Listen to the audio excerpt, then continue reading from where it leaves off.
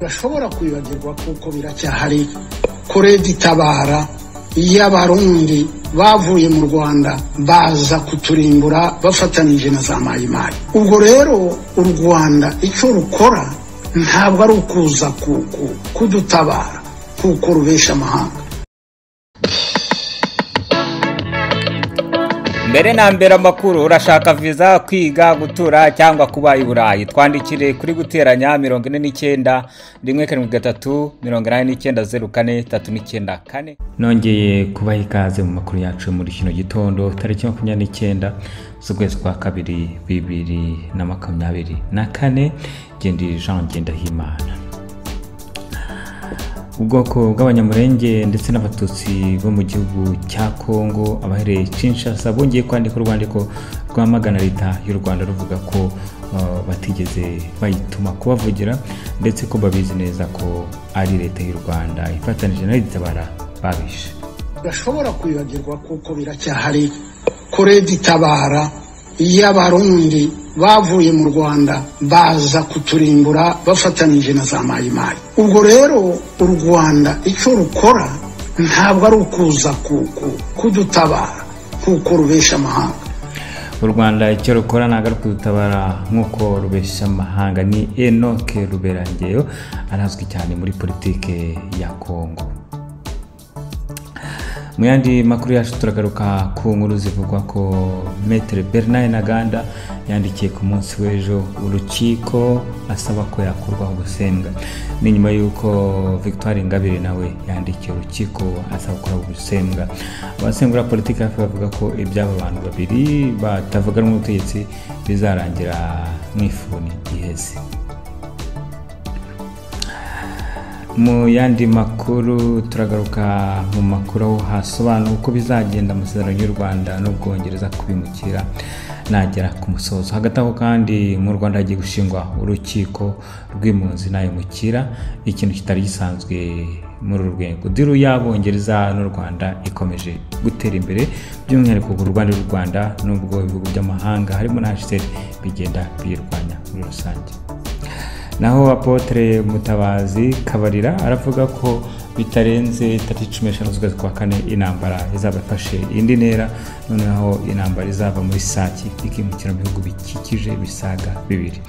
Ikaze makuru yacu, nongeye kubashimira kuba mukomeza kubana natwe. Iyi ni radio televiziyo Imena.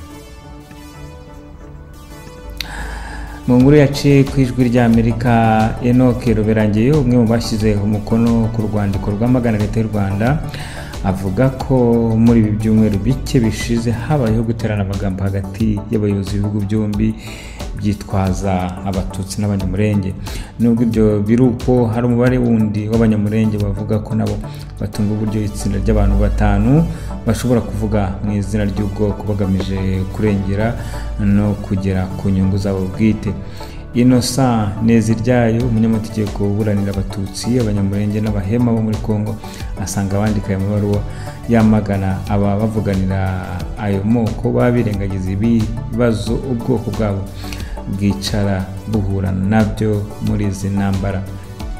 Abanyamurenge bo muri Repubulika ya Demokarasi ya Kongo n'abatutsi muri rusange bavuga ko igihugu cy'u Rwanda kigenda kibitwaza mu rwego rwo kugira ngo kigere muri Kongo, ariko bakavuga ko kiba kitabatumye. Mu rwandiko dore uko ijwi rya Amerika ryabivuze. Turi Kinshasa, ubu rwandiko rwo ku itariki 25 z'ukwezi kwa kabiri bisobanura ko nta gihugu cy'amahanga icyo ari cyo cyose abanyamurenge basabye kukivuganira. Mu ibaruwa yabo, abo banyamurenge bavuga yuko bakunze gutungurwa n'ijambo ry'abayobozi b'u Rwanda ku ntambara yo mu gihugu cyabo cya Kongo, aho bashyira imbere inyungu zabo bwite. Enoch Ruberangabo, n'umwe mu bashize umukono kuri urwo rwandiko, avuga yuko muri ibi byumweru bike bishize habayeho guterana amagambo hagati y'abayobozi b'ibihugu byombi byitwaza abatutsi n'abanyamurenge. Abanyamurenge ntibashobora kwibagirwa kuko biracyahari Leta itabara y'abarundi bavuye mu Rwanda baza kuturimbura bafatanije na za mayimayi. Ubwo rero u Rwanda icyo rukora ntabwo ari ukuza kudutabara kuko rubesha amahanga. Izo rero twashatse natwe kubinyomoza saba abagabo gusa banditse ibaruwa ivuga ko u Rwanda nta manda rufite yo kuvugira abanyamurenge.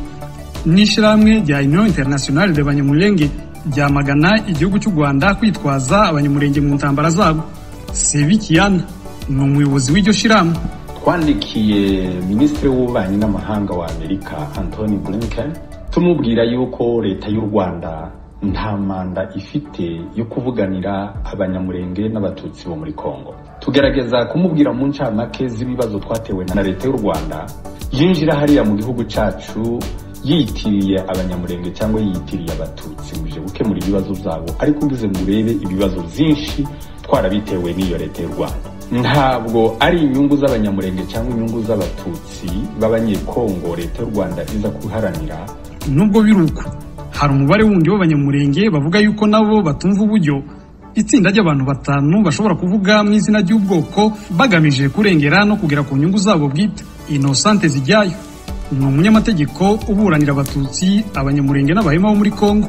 Asanga abandika aya mabaruwa yamagana abavuganira ayo moko baba birengagiza ibibazo ubwoko bwabo bwicara buhura nabyo muri izi ntambara. Hamaze gusenyuka amavilaje cyangwa se imihana y'abanyamurenge irenga 300. Inka zanyazwe ni 500 zirenga. Hishwa abantu barenga 1000. Za gereza za Kongo zifungiyemo abantu 100 bazira uko baremwe. Amagambo ahembera urwango ntiyigeze atuza n'umunsi n'umwe.